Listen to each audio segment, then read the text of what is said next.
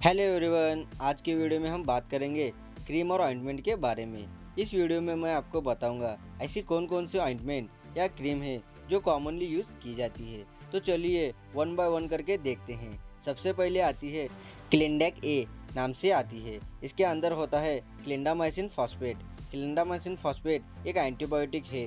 जो clindamycin phosphate है इसका यूज़ किया जाता है पिंपल्स को ठीक करने के लिए। ठीक है, इसके अलावा ये क्लिनसेव नाम से भी आती है। क्लिनसेव ए और क्लिंडेक ए ये दोनों ही सेम है। दोनों ही पिंपल्स को ठीक करने के लिए यूज़ की जाती है। ये दोनों के अंदर होता है क्लिंडामाइसिन फॉस्फेट जो एक एंटीबायोटिक है। आगे बात करते हैं ओमनीजेल की। ओमनीजेल जो एक है इसके अंदर लिंसीड ऑयल होता है, डाइक्लोफिनेक होता है, मिथाइल सैलिसिलेट होता है और मिथाल होता है। ओमनीजेल का यूज़ किया जाता है जैसे कि कोई स्पोर्ट्स पर्सन है, उसको इंजरी हो गई तो स्पोर्ट्स इंजरी में यूज़ किया जाता है। पैर में मोच आ गई है उस कंडीशन में यूज़ कर सकते हैं। कोई मसल है वो स्टीफ हो गई है उस कंडीशन में यूज़ कर सकते हैं। चोट के अंदर भी इसका यूज़ किया जाता है। तो यहाँ पे इसके यूज़ लिखे हुए हैं। पेन, स्पेन, स्ट्रेन और स्पोर्ट्स इंजरी के अंदर ओमनीजेल का यूज़ किया जाता है। अब इसके अंदर जो सॉल्ट है जैसे कि लिंसीड ऑयल होता है, ये मसल को रिलैक्स करने का काम करता है। डाइक्लोफेनेक जो होता है वो पेन को भी कम करेगा और स्वेलिंग को भी कम करने का काम करता है। मिथाइल सैलिसाइलिन का इसका काम होता है सूजन यानी कि इन्फ्लामेशन यानी कि स्वेलिंग को कम करता है। तो ये स्वेलिंग को कम करने का काम करता है। मेंथॉल ये पेन को कम करने का काम करता है। तो आपने यहाँ पे देखा होगा जो डाइक्लोफेनेक है वो पेन और स्वेलिंग को कम करेगा, लेकिन जो मिथाइल सैलिसाइलिन और मेंथॉल है ये दोनों भी सेम काम करते हैं, पेन और इन्फ्लेमेशन को कम करते हैं। अब ध्यान से समझिएगा, एक तो ओमनीजेल आती है, एक डाइक्लोफेनेक जेल आती है, दोनों का काम बिल्कुल सेम है। अब इसके अंदर जो एक्स्ट्रा इंग्रेडिएंट ऐड किए हैं ये केवल इसके एक्शन को फास्ट करने के लिए ऐड किए होते हैं। अब या तो डाइक्लोफेनेक जेल यूज़ करो या ओमनीजेल यूज़ करो, दोनों का काम बिल्कुल सेम है। आगे आता है सुप्रामाइसिन क्रीम। सुप्रामाइसिन क्रीम के अंदर होता है फ्रामासिटिन। ये एक एंटीबायोटिक होती है। फ्रामासिटिन क्रीम का यूज़ किया जाता है बैक्टीरियल स्किन इन्फेक्शन को ठीक करने के लिए। जैसे कि घाव है, इन्फेक्टेड हो गया हो, ठीक है, तो उसको ठीक करने के लिए सुप्रामाइसिन क्रीम का यूज़ कर सकते हैं। कट लग गया है और कट पे क्या है, वो जो कट इन्फेक्टेड हो गया है तो उस कंडीशन में यूज़ कर सकते हैं। और माइनर बर्न्स है यानी कि जले हुए पे, लेकिन जला हुआ ज़्यादा नहीं होना चाहिए। अगर बिल्कुल थोड़ा सा हल्का सा जला गया है तो उस कंडीशन में भी फ्रामासिटिन का यूज़ किया जा सकता है। ठीक है, नेक्स्ट है वो आती है बेटाडाइन। आपने ये ज़रूर सुनी होगी, बहुत ही ज़्यादा फेमस ऑइंटमेंट है बेटाडाइन। अब बेटाडाइन के अंदर क्या इंग्रेडिएंट होता है, इसके अंदर पोविडन आयोडीन होता है। तो पोविडन आयोडीन से लगभग बहुत ही कम ही लोग को पता होता है कि बेटाडाइन के अंदर पोविडन आयोडीन है। ठीक है, तो कई सारे लोगों तो ये समझ लेते हैं कि बेटाडाइन क्या है, इंग्रेडिएंट है, जबकि बेटाडाइन एक ब्रांड नेम है। ठीक है, बहुत ज़्यादा फेमस है, इसके लिए आम से आम लोगों को भी पता होता है। तो ये जो बेटाडाइन होता है, ठीक है, इसके अंदर होता है पोविडन आयोडीन। ये अलग नाम से भी आता है जैसे सिप्लाडाइन के नाम से। तो दोनों ही सेम है। इनका यूज़ किया जाता है इन्फेक्शन से बचने के लिए। जैसे कट लग गया या फिर घाव लग गया, उसके ऊपर बेटाडाइन या फिर सिप्लाडाइन को लगाया जाता है ताकि जो कट और जो घाव है वो इन्फेक्शन से बचा रहे। ठीक है, तो ये इसका यूज़ होता है। नेक्स्ट है हडनसना। इसका यूज़ किया जाता है पाइल्स को ठीक करने के लिए, एनल फिशर में और एनल फिस्टुला में। ठीक है, इसके अंदर 3 इंग्रेडिएंट होते हैं। एक होता है थाइमोल, दूसरा होता है मिंथॉल, तीसरा होता है लिग्नोकेन। लिग्नोकेन ये एक एनेस्थेटिक है जो कि सुन्न करने का काम करता है। ठीक है, जो मिंथॉल होता है ये कूलिंग सेंसेशन प्रोवाइड करेगा। जो थाइमोल होता है इसके पास 2 प्रॉपर्टीज़ होती हैं, एक एंटीसेप्टिक भी होता है और एक एनेस्थेटिक भी होता है। ठीक है, तो इसका यूज़ किया जाता है पाइल्स के अंदर, फिशर के अंदर और एनल फिस्टुला के अंदर, और इसके अंदर ये 3 इंग्रेडिएंट होती है। ओके, आगे आती है हमारी बोरोलिन क्रीम। ये जो बोरोलिन क्रीम है इसके अंदर बोरिक एसिड होता है, जिंक ऑक्साइड होता है और अनहाइड्रस लैनोनिल होता है। बोरिक एसिड और जिंक ऑक्साइड ये एक एंटीसेप्टिक एजेंट होते हैं। अनहाइड्रस लैनोनिल ये मॉइस्चराइजिंग का काम करती है। ठीक है, तो बोरोलिन क्रीम का यूज़ किया जाता है, जैसी एड़ियाँ फटी हुई होती है वहाँ पे यूज़ किया जाता है। होंठ फट जाते हैं सर्दियों के अंदर तो वहाँ भी बोरोलिन का यूज़ किया जाता है। ठीक है, स्किन रैशेस के अंदर भी जो बोरोलिन है उसका यूज़ किया जाता है। तो ये थी हमारी बोरोलिन। आगे आता है क्लोबेटासोल प्रोपायोनेट। ये जो क्रीम है इसका ब्रांड नेम है लोबेक। ये क्रीम है, इसके अंदर जो सॉल्ट है वो होता है क्लोबेटासोल। तो ये जो क्लोबेटासोल है ये स्टेरॉयड होता है।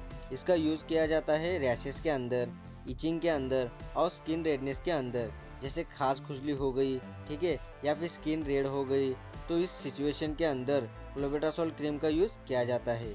नेक्स्ट जो क्रीम आती है वो आती है बेटनोवेट यन क्रीम। इसके अंदर बेटामेटासोन होता है और नियोमाइसिन होता है। बेटामेटासोन ये एक स्टेरॉयड होता है और ये जो नियोमाइसिन है ये एक एंटीबायोटिक है। तो बेटनोवेट का यूज़ जो होता है वो किया जाता है स्किन कंडीशन के ठीक करने के लिए। ठीक है, स्किन कंडीशन जैसे कि एक्जिमा को ठीक करने के लिए, सोरियासिस को ठीक करने के लिए। आपको यहाँ पे दिख रहा होगा ये सोरियासिस की कंडीशन है, जिसके अंदर जो स्कल्प है वो बहुत ज़्यादा ड्राई और इचिंग हो जाती है। तो इन कंडीशन के अंदर इसका यूज़ किया जाता है। नेक्स्ट है बेंजाइल पेरोक्साइड जेल। तो इस जेल का यूज़ किया जाता है पिंपल को ठीक करने के लिए। आगे है कैंडिड टोटल प्लस। इसके अंदर 3 इंग्रेडिएंट होते हैं। एक होता है मिकोनोजेल, दूसरा होता है नियोमाइसिन और एक होता है क्लोबेटासोल। तो क्लोबेटासोल मैंने तो आपको बता दिया कि ये एक स्टेरॉयड है, नियोमाइसिन ये एक एंटीबायोटिक है और मिकोनोजेल एक एंटी फंगल ड्रग है। तो ये जो कैंडिड टोटल है इसका यूज़ किया जाता है कहाँ पे? बैक्टीरियल इन्फेक्शन को ठीक करने के लिए और फंगल इन्फेक्शन को ठीक करने के लिए, जैसे कि दाद है, खुजली हो गई है ना, तो उस कंडीशन के अंदर इसका यूज़ किया जाता है। ओके, आगे है के नाम से आती है। इसके अंदर होता है परमेथ्रिन। तो परमेथ्रिन एक एंटी पैरासिटिक ड्रग है। इसका यूज़ कहाँ किया जाता है?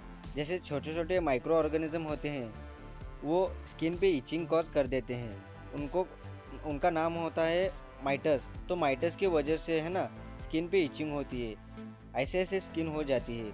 तो वो जो माइटस है वो क्या होते हैं? पैरासाइटिक होते हैं। तो ये जो परमेथ्रिन है उन माइट्स को किल करने के लिए यूज़ की जाती है।